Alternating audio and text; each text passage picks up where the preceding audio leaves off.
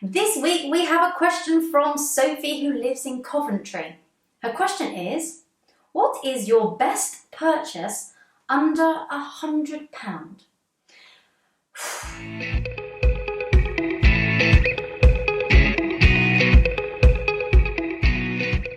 This was a tough one.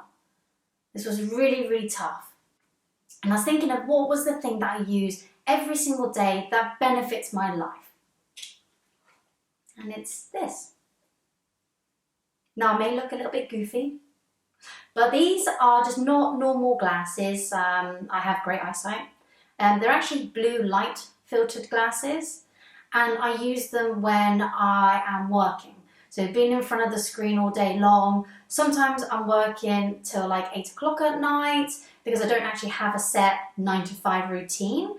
And then other occasions, I could be doing a lot that's, with the TV, presenting, with my mobile, and also on my laptop, in which case that's quite a strain on my eyes. When I go to bed, the blue light filter keeps me going and I am unable to rest that well.